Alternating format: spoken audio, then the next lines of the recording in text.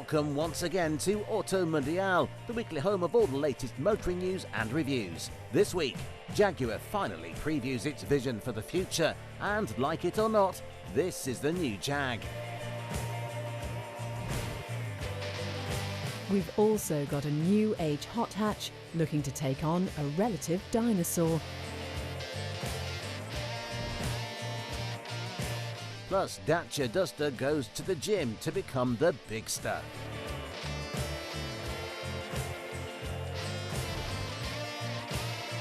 That is all coming up. First though, the news.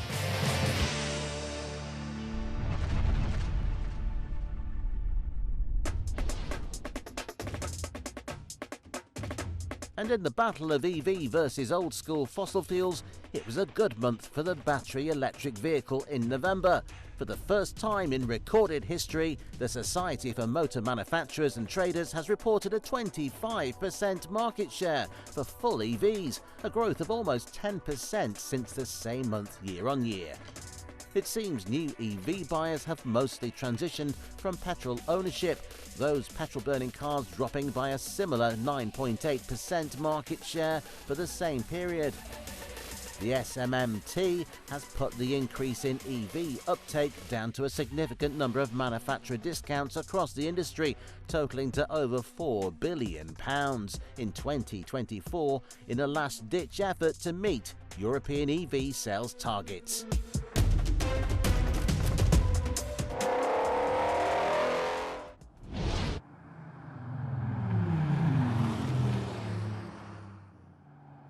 Early last year, Porsche gave its all-electric Taycan executive saloon a facelift.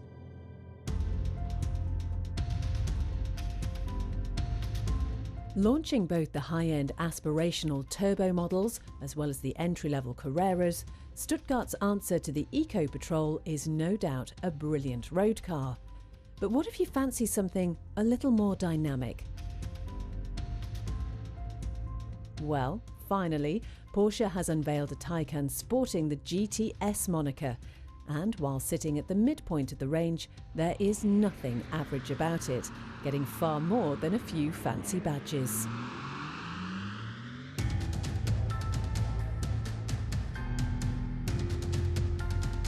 For this new variant, the Taycan gets a finely tuned suspension setup, making it 20% stiffer according to Porsche, and while still an all-wheel drive dual-motor EV, torque distribution sits further rearward.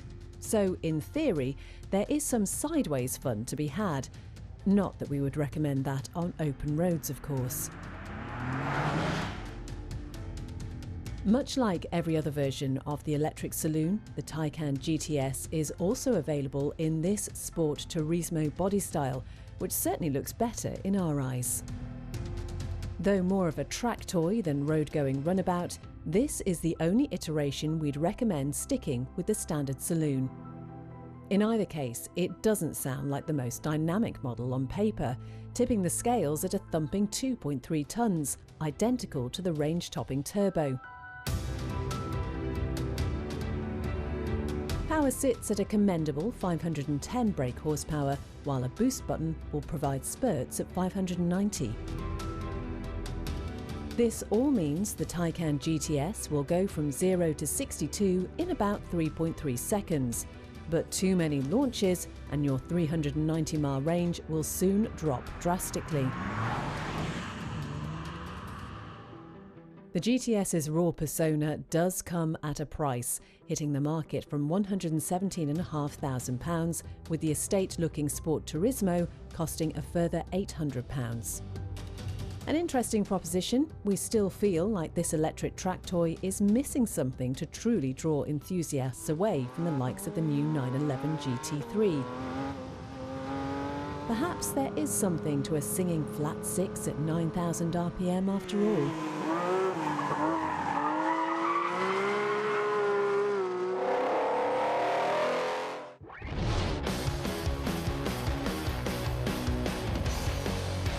In 2021, following almost 30 years away from the spotlight, the Ford Bronco made its return to the market in the form of an off-road ready SUV sporting trendy, retro styling that immediately captured the attention of automotive enthusiasts. The Blue Oval's bolstered styling includes a chunky front-end design, muscular wheel arches and a collection of body style options with both short and long wheelbases available. There is no denying the whiff of 1960s about the Bronco, but it is not the only modern off-roader with vintage presence.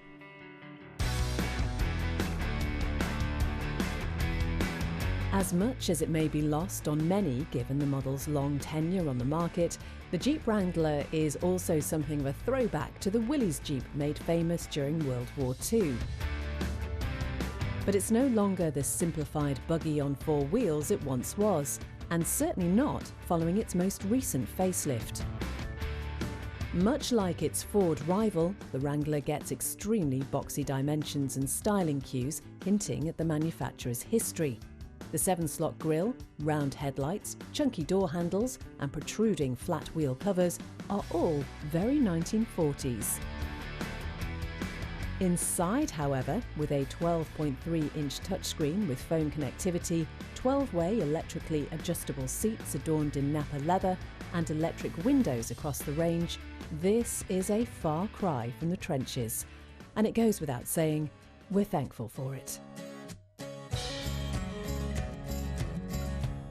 Inline 4-pot, V6 or 6.4-litre V8, there are several engine offerings for the Wrangler in 2025.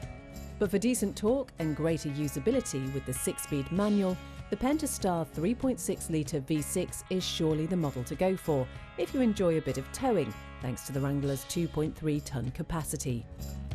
Though for the more casual daily runabout, a hyper-efficient plug-in hybrid 4-cylinder is available in the 4xe for up to 49 miles of electric-only range. Just like the Wrangler, Ford's Bronco places its wheels right on the corners for excellent approach angles to steep inclines. As a result, it too is rather impressive off-road, no matter the surface. But unlike the Jeep, you can remove all sorts of body panels from the Blue Oval for a true sense of the outdoors. Just remember not to go through any bogs with the doors off. That being said, the seats get a more rugged marine-grade rubberized upholstery and so should be easy enough to clean. 12 inches of infotainment display, chunky design pieces and top-of-the-range speakers are all nice additions. In the back, legroom may not be ideal, but nor is it in the Jeep. But go for the longer wheelbase model and most of that space is dedicated to a larger boot.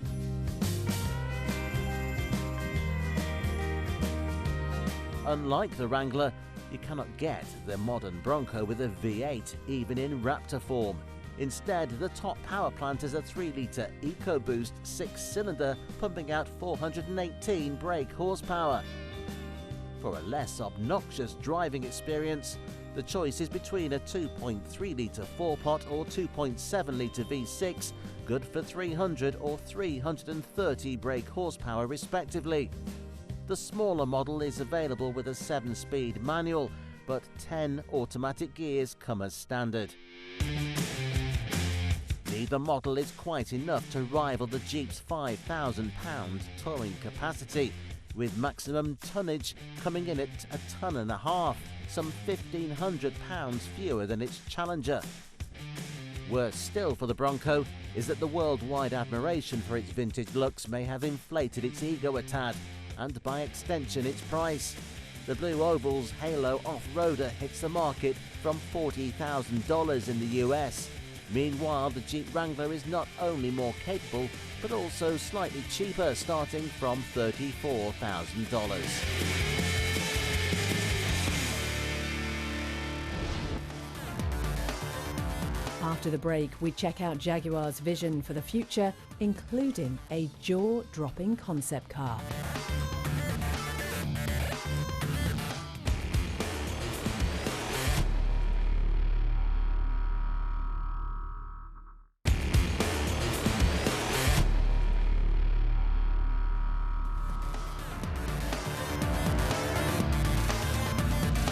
Welcome back.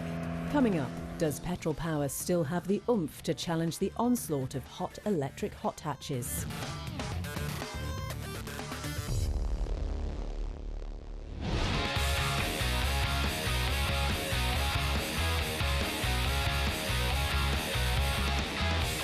suave, sophisticated, timeless and instantly recognisable. Mention the name Jag and anyone will instantly name a model from the legendary British brand. Models like the E-Type transcend ages and even the automotive passion to become household names. But it seems the organisation, once known for its refined, gallant and almost silver-tongued nature, has lost its debonair sophistication with a recent rebranding.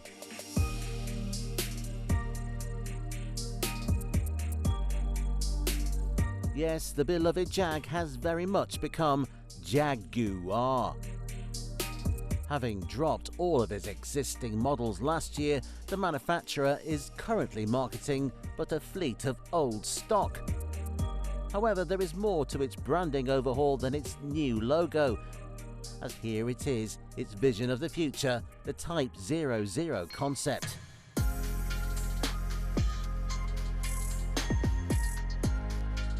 As the name suggests, the new model very much represents a clean slate as the company moves into the electrified age. Though with few significant details to speak of, we wonder how much work the designers did to set clean slate before showing it off to the world. A long bonnet, curved coupe roofline and flared wheel arches housing massive 23-inch wheels do reflect a luxurious ethos. Though with its batteries no doubt sitting beneath the floor, we do wonder why that bonnet is there in the first place. Sitting up front is a set of squinting headlights and textured grille pattern that do their best to decorate a rather bland fascia that also houses the newly redesigned logo. An early concept into the brand a few years from now, the Type 00 still has plenty of time to grow into itself and find its own design language as it becomes a fully fledged production-ready model. Indeed, there is little chance the final product looks anything like this. But for right now, we find it difficult to get excited by the manufacturer's total U-turn on finesse, as it turns its back on the past.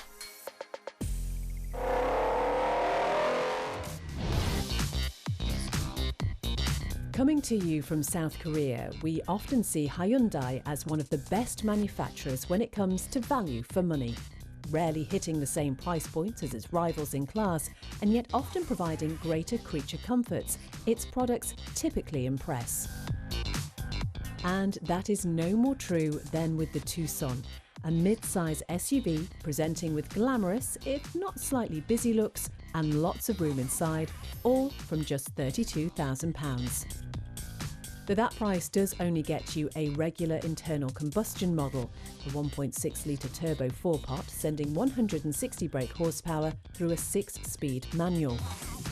That same base unit also features in the model's lengthy lineup of mild and plug-in hybrids for between 160 and 253 bhp. Our preferred option would be the 215 brake model, pairing that 4-cylinder with a 50 bhp electric motor for an electrified all-wheel drive without the drawbacks of heavy FEF equipment. As we say, the Tucson is quite the stunner in our opinion, with its parametric dual front end combining a display of lights and collection of sensors in a cool pattern. But the design looks just as high-end and attractive, the perfect model to flaunt what you've got in the school car park. Inside, you get a sea of fancy leather upholstery coming together for a fancy interior design, including a nice wraparound air vent and large centre console for all the climate control and infotainment features you could ask for.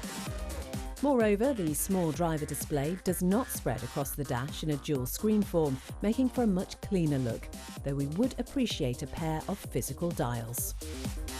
But really, this amount of fancy upholstery and high-end design may seem a bit daunting, especially for those with a younger family.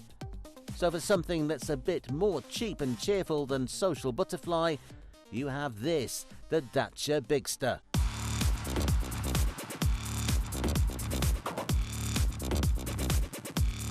Set to hit the UK market from under £30,000, the enlarged Duster launched at last year's Paris Motor Show is no doubt among the cheapest offerings in the class.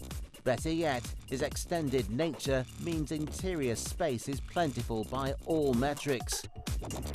667 litres of boot space is nearly 100 more than the Tucson, whilst leg, head, shoulder, knees and toes room exceeds most of its rivals. And whilst we wouldn't call the cabin embellished, that is what you pay for and why you get it.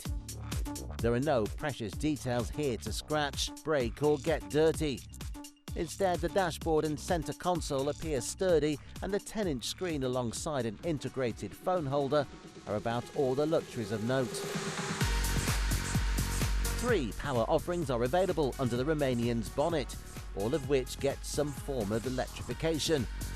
2 models share the same mild hybrid 1.2-litre 3-cylinder for 130 and 140 brake horsepower respectively, whilst a plug-in hybrid model pairs a 4-cylinder with a 1.4 kilowatt-hour battery for 155 brake horsepower.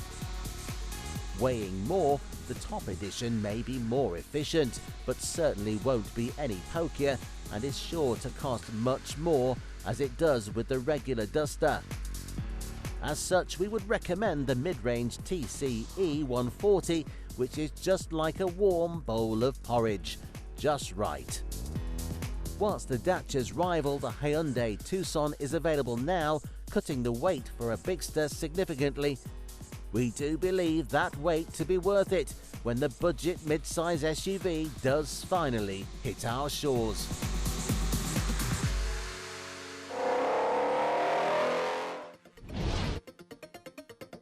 The silent whir of magnets rotating around an axis, producing heaps of instantaneous torque, sending a little compact hatch to breathtaking speeds within seconds. The future of the hot hatch is certainly set for a different look and feel to its current form.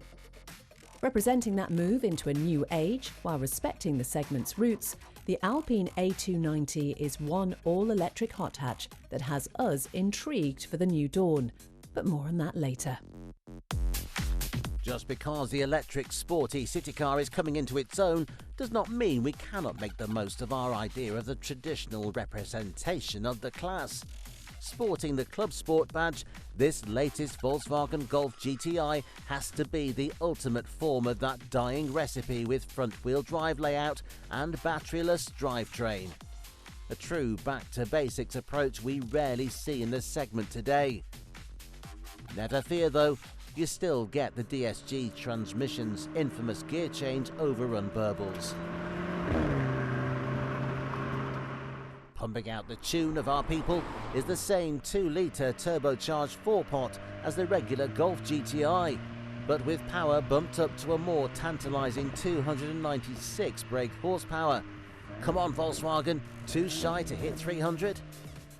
Despite not getting all-wheel drive like many rivals in class, the Clubsport will hit 62 from a standstill in just 5.8 seconds. And that is all thanks to the Clubsport party trick, lightness.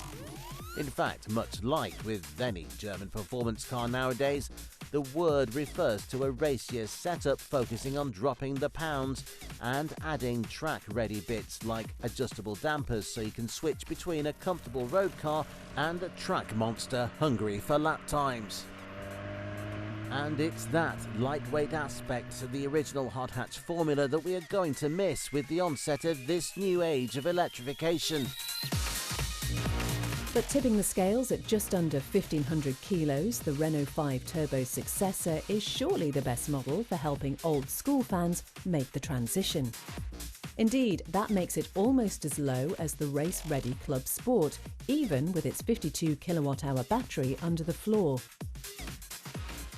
As a result, less than overwhelming power figures still allow the A290 commendable performance stats, completing the 0 to 62 dash in 6.4 seconds and capping out at 105 miles per hour. All that thanks to just 220 bhp from a single motor on the front axle. Aiming to please classic petrol heads as well as newer car fans, the A290 gets a trick front end, simulating a traditional limited slip differential for Larry lift-off oversteer, or so Alpine says. Thanks to the split power offerings, you can get your hands on one of these enthusiastic electric Alpines from just £33,500. But the higher power model you actually want is not available for anything less than £38,000. Despite all of Alpine's efforts to keep the weight low and fun to a maximum, we do feel the A290 is missing something vital to its character.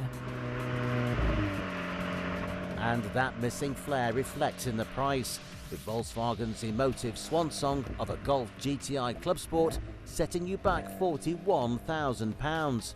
But surely as the final combustion-only hot Golf, that is the price you pay for a piece of history.